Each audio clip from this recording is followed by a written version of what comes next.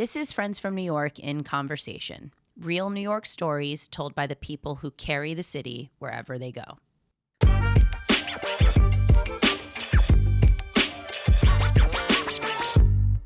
I am Nick Barrett, a.k.a. Nick Catchdubs. I am a musician and filmmaker and entrepreneur based here in New York. I grew up in Elizabeth, New Jersey, and was there for 18 years, and then moved here for school and never left. That's what I like to hear. Tell me a little bit about the New York you landed in. What was going on culturally? You know, what kind of scene did you get to come into or take over? Well, when I was in college, I wasn't DJing yet, but I loved music. You know, I was kind of like, writing music, playing in bands and stuff like that. Like nothing, really like publicly, but that was what I was excited about. I would go to shows at, Bowery Ballroom or whatever. Like it was the last couple years that like Wetlands was a thing. But, when I was a little kid, I would just like beg my parents, like, can I go to this show? Can I go? And it's like, the alternative rock, Yo MTV Raps type era where it's like all of this stuff was happening. And it was like, no, you're a kid. Like, we're not letting you go to this show. So like once I was here and there was something to do every night, I was doing something every night. And that was very, energizing. Nice. And so I was involved in music just from a civilian perspective as a fan, but I was also, starting to do graphic design. So I was like doing posters. I was doing posters for like NYU program board and stuff like that. And this was like right as like Strokes era. So post 9/11. Yeah. Right? Yeah. Post 9/11. And so, through that in a roundabout way, there was dance music adjacent to that, like, the Rapture and all the kind of DFA stuff. And the Turntable Lab had a website and a store. I want to say it was on like right off of St. Mark's. Like, I don't know if it was the same street as Criff Dogs or like one over, but I would always I'd go get a Criff Dog and then like go to Turntable Lab and buy like mix CDs and stuff like that. And what is Turntable Lab exactly? Was it a record store or what? Yeah, what did it encompass? So this is what's interesting about that time is like now we have access to everything and everybody's like their own little, mini curator or whatever. But in 2000, 2001, if you liked hip hop records, you would have to go to Beat Street or like Rock and Soul or, stuff that's very specific catering to that. If you wanted dance music records, you would go to places that specialized in, dance music.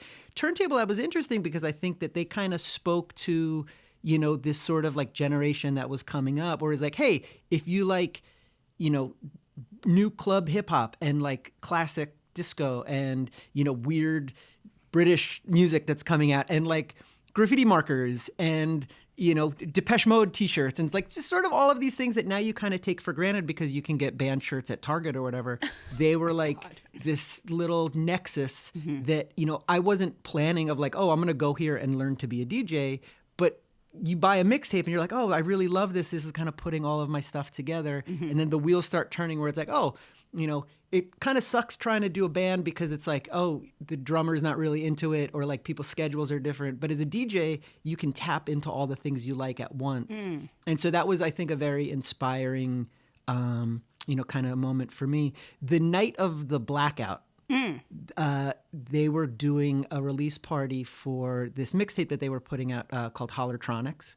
And so they were these guys in Philly who I didn't know about, but I was like, oh, if Turntable Lab is putting this out, then it must be good. And so like I got the mix CD and I was like, this is the best shit I've ever, it's like, oh man, like it's musically interesting and genre, sort of blended. And so I was so psyched to go to the release party for that. It was going to be at Pianos, but then it was the blackout.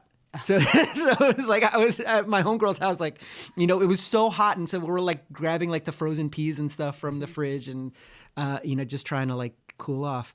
But then they redid the launch party for that like a couple weeks later. And it was downstairs at Tribeca Grand. Okay. And so it was just fun music, but also like they're projecting Nintendo games on the wall and stuff like that. And it's like, oh man, there's interesting people here and like weird girls. And it was just a vibe. Right. And so I was very early in like having a website.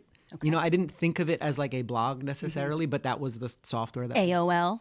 No. It was actually like blogger.com. Like when that first came out. Okay. And so what like were you blogging about? What were you putting out? I didn't even think about it in that way. I was just sort of like, oh, this is stuff that I like. This is stuff that I'm up to. Okay. Extremely naive, like not really thinking like, oh, there's an audience that's paying attention to this. But I wrote about going to the Hollertronics party, and Roxy was working with them at the time. And so she was like, yeah, if I Google Hollertronics, you're the first thing that comes up. And so it was like, the fact that you know about this is sort of like, okay, cool, you're interesting. Like, oh, and you also do like graphic design stuff and you're into music, da da da. And so things kind of snowballed from there. Like I got to meet the Hollertronics guys, Low Budget and Diplo. Okay. Back when nobody knew who this guy was. Right. And, I started working with them, like helping make their website, helping do like flyers and stuff for them, helping Roxy do her graphics and her logos. And at the same time, I was starting to DJ on my own because it's like I'm in this world and I'm seeing people do it. And it's like, oh, I like this LCD Sound System song and this Khalees songs. Like, oh, they're kind of the same tempo. Like, let me put that together. Who gave you a break to have like a night where you could DJ? Like, or as you started DJing, who were you playing alongside? So who was out on the scene in New York? Kind of simultaneously as Roxy was starting stuff. There were these guys, The Rub, in Brooklyn, and that was Cosmo Baker, DJ Ayers, DJ 11.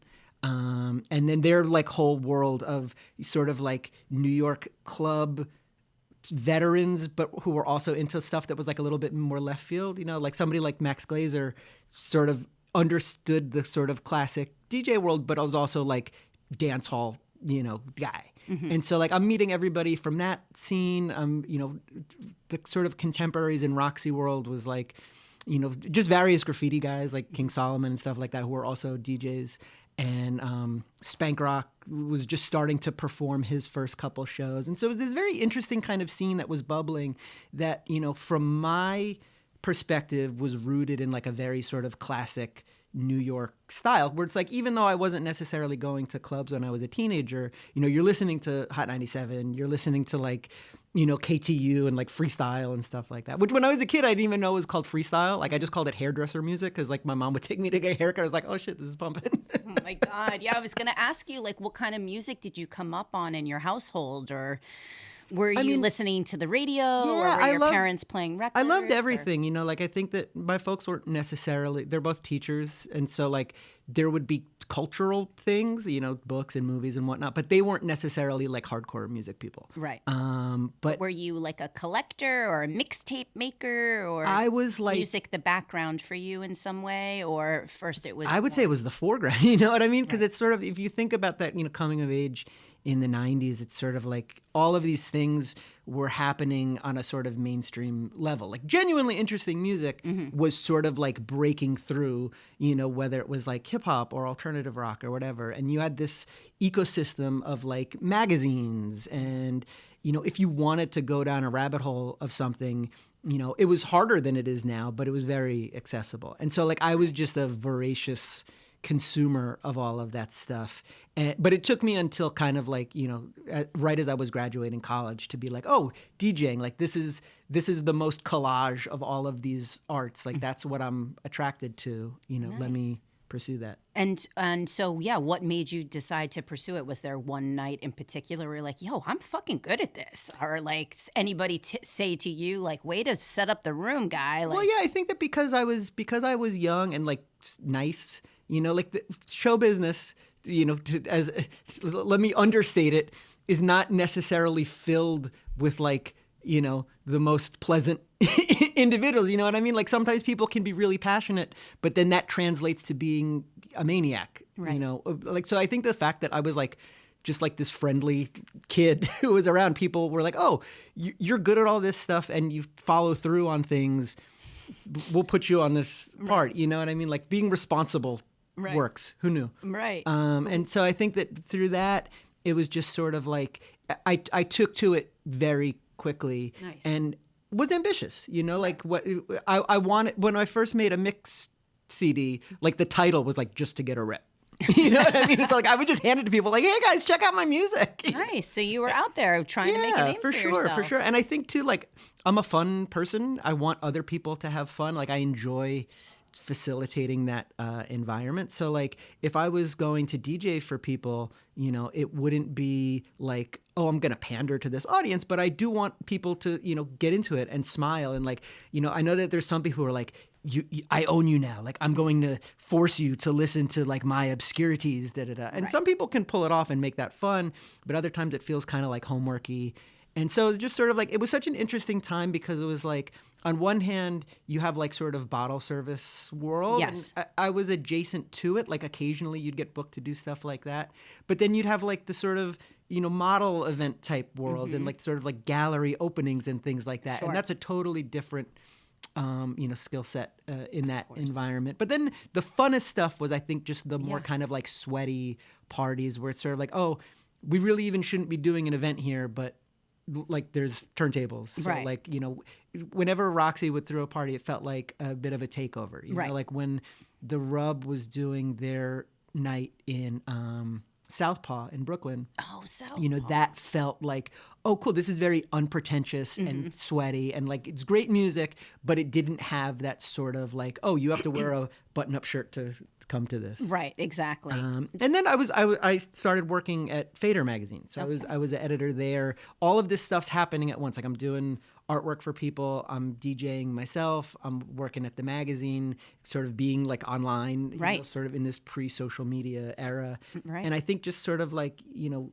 being enthusiastic and wanting to, you know, treat it as like, this is for all of us. This isn't me and like my journey to be successful. It's like, I'm Kermit, you know what I mean? It's like, this is the Muppet Show. It's like somebody's got to make the curtains. It's time to light the lights. Totally. And that's still very much my vibe. Like I enjoy being a facilitator and, you know, putting the battery in people's backs. Me too. Me too. I love that. That's such a good vibe. No wonder you got known as the best party DJ out there. How does that feel to like, you know, be labeled that at one time as like the party guy? It's nice. I mean, it's sort of, you know, it's interesting because now that as I'm kind of like going into film world, it's still very much the impetus for, you know, thinking about the audience. You know what I mean? It's like, yeah, this is my vision and my expression, but it's kind of meaningless unless the audience, you're bringing them in some way, you know, making them part of it. Because then it's sort of like,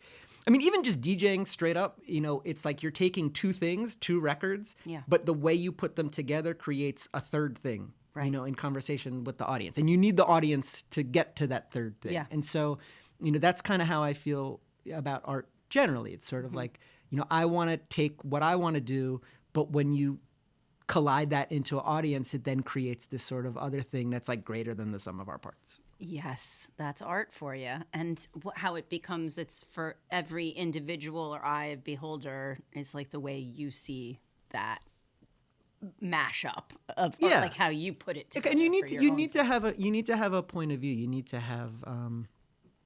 have your take. Because if you're just trying to do it in a sort of formulaic way, you know, that works up to a point.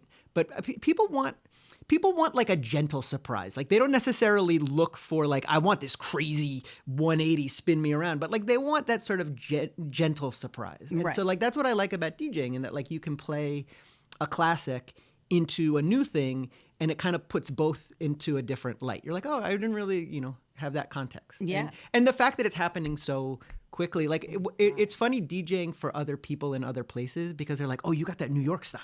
Like you're just banging records together. Like, yeah, that's like that New York style. And I didn't really even think about it that way, but it's true. It's like, you know, there is a sort of a pace that goes along with, you know, New York style club DJing that I've always appreciated, even if I didn't necessarily see it as such. Like, you know, growing up with like Funkmaster Flex and all the like Hot 97 DJs and stuff like that, subconsciously you're like, oh, you know, I'm not saying like these guys are mixing really fast, but they are in the grand scheme of things. And I think that energy, you know, keeps like, you know, a vibration in the room that I appreciate. Yeah. What's the New York sound these days? Have you played anything recently that's made you really smile and get hyped? I think that sort of like these days is a very broad question, you know, because it's like, you know, the last party that I really had fun at was your Halloween party. And so it was funny because my wife and I, we had just gone to celebrity event Right. earlier that night that guys was looked cute. so corny. The party that we went to before coming over, it was just sort of like, this is it had no personality. You know, it was just sort of like, oh, we're taking pictures. We're like Instagram personalities. Right. But then to go to a room I had never been in a venue that I wasn't really expecting, and to hear somebody like MoMA playing sort of like, you know, dance hall classics, and then like a Nicki Minaj song that isn't like a super hit but is a banger, you know, Right. like that sort of like, oh, that's right, this is what it's supposed to be like. So I think that sort of sensibility, man, it's like when there's like a Supreme Court judge or somebody, they were talking about pornography, and it's like, I can't tell you what it is, but I know it when I see it. You know, it's like New York DJing. It's like, I know it when I hear it. Yeah, exactly. I mean, is there something good about now? Yeah, no, I think, honestly, I think that the reality is that in all of these different things, there's no real monoculture. Right. You know, so it's like straight up choose your own adventure. Right. And I have always been drawn to stuff that's like kind of casting a wide net and bringing disparate scenes together. Yes. Like, you know, whether it's my own stuff or Fool's Gold stuff, there's always this sense of like, let's combine forces. And I think what you have now is that you have a lot of niches. Right. You have a lot of parties. And so when people say like, oh, things are dead, things are different, it's like, well, they might be dead to you or different to you, but to some kid, they have like their Cheers right now in like deep Bushwick someplace, and they're going to go and listen to like, you know, computer music and whatever. And like, that's great. It's just not something that is necessarily on your radar. So, you know, there's mad niches that I would say broadly aware of, not personally like super tapped in or like enthusiastic about, but like I respect it. Right. You know what I mean? And so I think that for me, I'm just kind of excited when I can kind of go out and get a little bit of like, oh man, I haven't heard this in a while, I love it. Or like, oh man, I had to Shazam this, like I need it now. And, you know, like that, again, the gentle surprise. Yeah, totally. So what I think makes it hard now is more of a venue thing than necessarily like a talent thing. I think that, you know, there's not a sort of like 150 cap room. You know, there's not like a sort of like lounge with a fun little dance floor. It's sort of like, hey, here's this big like hard ticketed thing that, you know, some famous person is going to come and you can watch them on stage. And also too, like, you know, the younger club goers, I think their formative experiences are different than mine. You know what I mean? Like they might discover stuff through like Boiler Room and think that like the way to enjoy DJ music is like, I'm taking video of this person and I'm taking video of me, and as opposed to just sort of like dancing. Like I love a phoneless evening if you can get it. Like I know. You know, I hope that gets implemented just even more. I mean, going to David Byrne recently, he was really like, please put your phones away before like he's going. And he didn't say it that explicitly, but he did, and most people got it. And then you just saw the few like guys with it sticking out, and you're just like, oh, this is so annoying. Like I'm watching through your phone, my experience. Like I think the more that I think the kids want that. I think they need.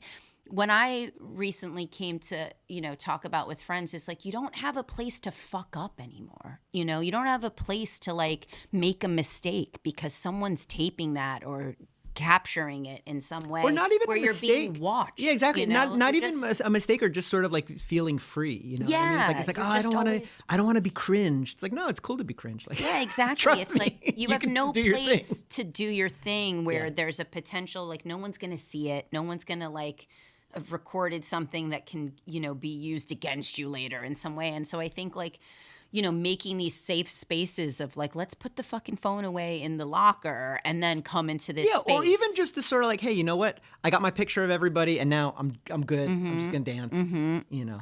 Exactly. And that's what we really strive for with Friends from New York, of just like, God, guys, you can sometimes make a really good friend by grooving to a song together, or, you know, like having this commonality of like, yo, you like this, I like or this. Even just now we'll talk about other shit. Seeing regulars, you know what I mean? Like just sort of like, hey, you know what? When there were weekly parties, it would kind of, you know, that's sort of like where you find your tribes. Yes, you know? exactly. So that even just the idea of like a weekly party or a residency or things like that, you know, that, you know, is less prominent. Like it's not impossible, but I think that just that, you know, those sort of things are maybe fewer and further between. And also too, like, if you're somebody that's been doing this for, multiple decades or whatever, on one hand, there's like a Groundhog Day element to it. It's like, all right, well, it's Friday, gotta go spin those platters. Right. But also too, you don't want to be taking up all of the oxygen in a room. Like, I think that there's something that is very natural about almost like aging out of stuff, because it's sort of like it gives opportunities for people coming up, like, and it's like, if you think about like politics and stuff, it's like, man, when will the boomers leave Congress? And like somebody like my age or younger can have a voice in that system. I think that, with music, it's the same thing. It's like, if everybody's taking up the slots, how can new things happen? So I think that there's something that's natural about it, but water finds its level, I guess. Well, let's talk about that a little bit. How did you meet your friend A-Track, and or talk about Fool's Gold a little? What was the idea of, like, what did you feel was missing that you wanted? What was the need for Fool's Gold to have to come on the scene and become a label? So I think that, so Fool's Gold is a label that I started with A-Track, and it was, based in Brooklyn and just a home for where hip hop and electronic music meet. And at that time, 2007, we were looking at things that were happening elsewhere in the world. Like, in Paris, there's the label Ed Banger. And so they were putting out like this kind of like quirky, glitchy take on dance music. But it was also just a reflection of like, hey, these are our friends and they're all making this stuff at once. Let's be a home for that. Right. And so with us, we met both DJing a party that Roxy was doing, some club also on Bowery. I'm blanking on the name. It had like these like chain walls. And it had like a raised DJ booth. In any case, we met DJing that and just kind of stayed in touch. And my day job was working at Fader magazine. A-Track's day job at the time was being Kanye's touring DJ. So we're both like in different parts of the world at any given time, like trading music on instant message and whatever. And we realized that we shared sensibilities, but we also realized that like our friends were doing cool stuff. Whether it was like Spank Rock or Kid Sister or whomever. And there wasn't like a natural home for that. Like if you're talking to an electronic label, it's like, oh, this is cool, but like there's a lot of rapping, Or if you're talking to a hip hop label, you're like, oh, this is cool, but like what's with these bleep loops, And so I think that for us, we were very like pro bleep loop, and so could kind of like just sort of make that exist. Yes. And again, like the naivete that goes into this stuff cannot be overstated. Sure. Because like, people ask me for advice now about starting a label. I'm like, don't. Not because does a label do not because for you not now? because I think they shouldn't, but Right. I think that like if I can break down all of the ways this could go left for you, or like Right. be frustrating, or Sure. kind of like block other things that you might want to do with your life, and then you still do it. Yeah. It's sort of like, great, you're meant to do it. For sure. Like that. And so that I think is just maybe like a little bit more of like a litmus test of Right. So I'll be an ethical hater on the pros and cons of doing this, and then But the idea was to represent your friends and 1,000%, this sound 1,000%. and the sound that was sort of electronic and hip hop. And so at that time, that was very explicit. You know what I mean? Literally, it was people rapping over dance music in a way that you hadn't seen since like hip house, Right. And so that was, I think, made things a little bit easier to sort of be like, this is the vision for what this is. But then something goes from being underground to being bubbling to being a trend to being like Black Eyed Peas, And so as that happened, I think that the nuances of that were, maybe somewhat blurrier. And so, we lived through the EDM explosion. And, Right. and I'm not saying that in a hater way. Like, I think that, there's every scene has good music and bad music, Sure. no matter how socially acceptable or cool Right. it might be at any given time. But I think that for us, Fool's Gold kind of became this thing that from that mission statement, I think ultimately is just any type of music with a DJ sensibility. And so, you can sort of be this island of misfits toys where, we put out this Japanese girl band called The Susan because they were funky in like a garage rock kind of way. We would put out like just sort of weird, sort of mellow instrumental music because it's funky in that sort of like Balearic way. Like there's no there's no like right or wrong. I think it's just sort of stuff that reflects a DJ's sensibility and specifically our sensibility. Right. And what is currently happening with Fool's Gold Records? Are you actively bringing in representing? Yeah, new I think talent, or- I think that the label, continues to change and evolve. Like right now, there's a sub label called A Track and Friends, Okay. which is more kind of like straight up house music. Okay. Because again, you kind of have to deal with the audience as they are, and so it's sort of like us. As 40-year-olds, sort of like been in the game for a minute. It's like we know how to appreciate all this stuff at once. But if you're a new fan, you might only go to certain types of events, and so it's kind of like it makes it a little bit easier. It's less to explain. Even just sort of all of the artwork. I do the artwork for that. Oh, wow. It shares like it's these type of fonts, these types of images, and so I like that you can have like a silo specifically for that stuff, but then also put out records like there's this guy from Chicago, Chris Crack, who's just like super fun. Like funny in like a really sort of darkly humorous, extremely online type of way. But again, he's somebody who's doing his own thing. He doesn't sound like other people. Nobody sounds like him. Amazing. But you can pair him with somebody like a Hudson Mohawk, and it's sort of like this is a weird ass combination that's dope, but could really only exist on Fool's Gold. And for me, it's nice to kind of not be as involved in the day-to-day stuff because A, I can appreciate it more as a listener, and B, just kind of be like the institutional memory / fun uncle where it's like, hey, if you need me, I'm here. Like I'm happy to, give as much as I can. Yeah. But I'm also like making films, so timeline-wise, that's the reality of it. Yeah. Totally. Yeah. I mean, I was going to ask you, like, what's the most interesting sound or like what's interesting right now out there that you're hearing musically? It sounds like we're going to need a mix tape from you guys. Yeah, of stuff. no. It's like this guy sounds really interesting. So what's his name again? Chris Crack. Chris Crack sounds So dope.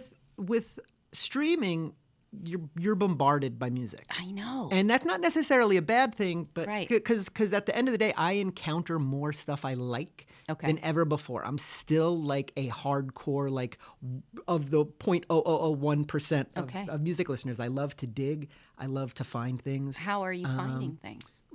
So like Spotify, I'm finding stuff every day. And so I keep a playlist, unidentified flying playlist. Okay. And with that, in one sense, it's a way to share things. In other senses, the memory aid. You know what I mean? It's sort of like, I have a gig. Let me look through what did I like this, month. And Right. so it's all there. But also, I watch a lot of music videos, and because that's kind of like merging the two sides of my world in that like it's music but it's also visual. Sure. And so like over the course of the week, anytime I encounter a video that seems interesting, I will just add it to my watch later queue. Okay. And then Friday night, my wife will go to sleep and it's like, yes, it's Nick time. And so like I'll just like, inhale all of the music videos. And then if something comes out that's worth sharing, like, I'll post it to Substack. Or, Right. Oh, cool. What's changed the most with DJ culture from when you got started to where things are now sonically, or just, how people are discovering? I mean, you just said we're bombarded now, right? Yeah. So is that the biggest change? No, I think the biggest change is social media. Because with social media, it kind of made it, music is an element of a career. It is not the element, for better or worse, but it is a element. And so the people who kind of new people who pop off on a more, measurable level, it tends to be less like, oh man, their music's really good, and more like, man, this guy is awesome at TikTok. Right, exactly. And it's just, again, like I can't even knock it because it's sort of like it is what it is. It's like you don't want to be like old DJ yells at cloud, Right. It's sort of if that's not something that I personally want for myself. Like I told my wife, like if I become like a talk to camera guy, like that's a cry for help. Like you have to. I don't want to be the person that's like, it's like, hey guys, like and subscribe, Right. No, I but know. it is an element. And so I think that you kind of have to figure out what works for you or not deal with that entirely and just kind of be like, hey, you know what? I'm aware that this exists. I will interact with it at whatever level I feel comfortable with. But at the end of the day, if you get into this stuff because you love music, you can continue to love music. Like nobody on TikTok's telling you like, hey, if you're not on TikTok, stop fucking with music. Right. You know? It's like in some way it's easier than ever to go and do your art. There's nobody stopping you. There's no like, you can't have access to this equipment or gear or something that's like, oh, if only I had this, then I could make it. You have access to everything. It's a bell curve because it's like, you know, if you're just starting out, oh man, this is awesome. Like the sky's the limit. Right. And if you've kind of made it over the hump through whatever, either like you hit a certain level of success or you stop caring, you're like, oh man, this is cool. Like I don't have to worry about anything. But if you're in this vast middle, that's I think where it's harder than ever because there's so much competition. There is. You know, like and people, if you're putting out a record, you're not just competing with listeners, you're competing with like video games and Netflix and like whatever. Yeah. I mean, you know, my husband's a musician and he's been in the game for 30 plus years. And I'm just like, you still just need to have on a TikTok in the background where they hear, you know, and then your moment can come. And Quicksand could be really huge if someone on TikTok like catches it, you know, you're like, that's so strange. Like they've been playing music for so long, obviously have listener and audience and all that, but you still kind of want that social media, like, oh, put it on the background of something and it may be viral this way. Or, you know, it's such a strange. There's no right or wrong way of doing it. And I think like, you know, especially living in the city, there's a financial component to all this shit. Sure. Sort of like, you know, it's tough to, you know, just sort of like make sure that like, oh, rent. And we just did the portal for health insurance, and it's just sort of like they make it so like arcane and annoying, and so there are all of these frustrating, discouraging elements of IRL life that are like fun little, you know, dance music careers that have nothing to do with. Hilarious. But it's the kind of thing where it's like, you know, look, if I know, hey, this month got to make X amount of dollars to just like keep this train running, it's like great. This is a distinct challenge to deal with, as opposed to the sort of broadly like, how do I get people to like my songs? I know. You know, and it's like kind of like you don't even have to deal with that question. Like if you focus on the other stuff, if it gets beyond that, it's almost like, oh, what a nice surprise that this one release did better than others. Like I've had music in like movies and commercials and stuff like that. And again, it's like a really nice surprise. It's like, oh, cool, this song I made is in a National Geographic commercial. I can afford to get married now. You know, and it's kind of like, okay, cool. Totally. But like if you were to get started today, what would you do, or what do you tell kids that are like trying to get out there? I guess just build your social media profile and get gigs. Right? I think just to understand that it can't just be music. I think that you have to kind of understand that there's a positioning and you're fighting for attention. So what are the different ways to get attention? You know what I mean? It's like being a school kid. You know what I mean? It's like the teacher tells you like, hey, these are the bad ways of getting attention. These are the good ways of getting attention. Like they're both correct, but I think like one is the one that lets you go to sleep at night. Right. Yeah. It's hard. I think like, you know, would you tell your little ones to go into the arts and like, you know, the future of art in America, like, is that, you know, a viable direction anymore? Like, again, it's just sort of like there's everything you do is bets on the table, you know? And so it's sort of like it's easier than ever to put a bet down, but also, you know, harder than ever to kind of hit. Right. You know, and what I like about sort of newer generations is you don't have to ask for permission. Right. You know what I mean? Even when I was, what's interesting is like when I was coming up, you know, the people, so I'm like, I like geriatric millennial as a term. I really love it because it means you're either the oldest young person or the youngest old person. And I was like, I self-identify with both those things. Amazing. So like, as somebody who was sort of on the cusp of that, everybody who was more established when I came in the game was, you know, Gen X, like just a little bit older, enough to be like, oh, we wouldn't have been in high school together. Yes. And so there would be situations, not many, but you can count on situations where it's like, oh, they fronted on me, or like they, you know, weren't giving me the time of day, or were like dismissive, And you understand all of the different reasons why somebody would be that way, but you sort of need some degree of rejection to sort of be like, oh, am I really built for this? Am I going to power through? Right. And so, you know, when it comes to other generations, I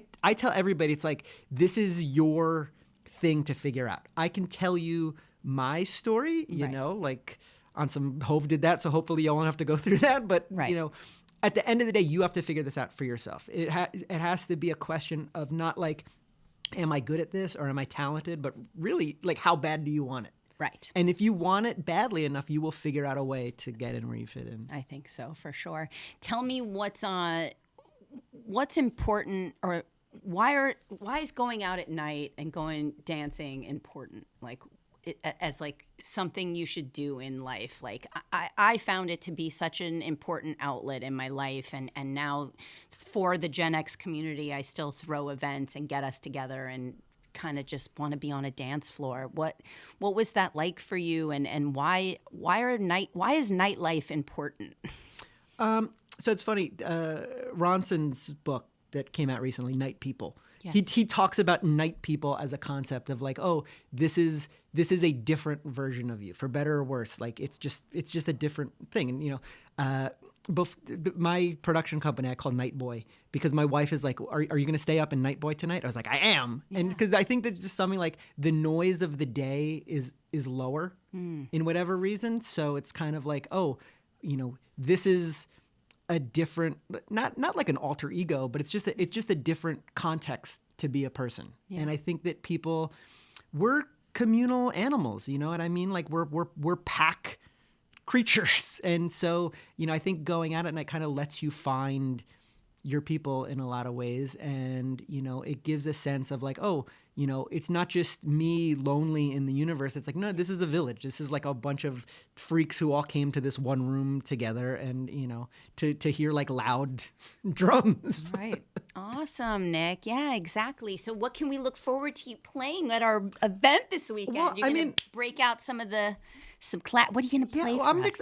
I'm psyched to just kind of like get a vibe from the room, because it for me is always like the driving force. Like I look forward to, you know, like playing classic dance music of all styles and new things that I haven't been able to play yet, and find a way to fit them in. I mean, I like that sort of the branding for these events is very like, you know, trust us. Yes. You know, it's just, and so I feel like everybody who's down, you know, Alex Burns. Of course, so I grew up with him. A friend of mine. I saw him the other night at the Fader holiday party, and so he was kind of like telling me about other events that you've done. Just sort of like, yeah, it's cool. It's like, you know, there's a Cheers element to it, and so it's like that is always great to know, because it's kind of like, again, there is a shared New York sensibility, and everybody has their own spin on that. You know, so it's I like things that feel good and fun, and if you can throw in a bit of a surprise to that, that's just the icing on the cake. Yay! Well, I can't wait to have you play a Friends from New York, and I'm so grateful you could come and talk to the people, and I hope you can make us a little like, you know, mixtape tracks of the quintessential New York Fool's Gold. Yeah, sounds. I can send that over today. That would be amazing. I gotta get groceries. Okay, yeah. Well, we'll just include it with your episode. Fantastic. So people can know like what was, you know, the sound that will forever be the music of your time, something like that. And I guess if you can just sign off, like saying your name once again and say that you're a friend from New York. Yes. Great. Nick Barrett, Nick Catchdubs, friend from New York.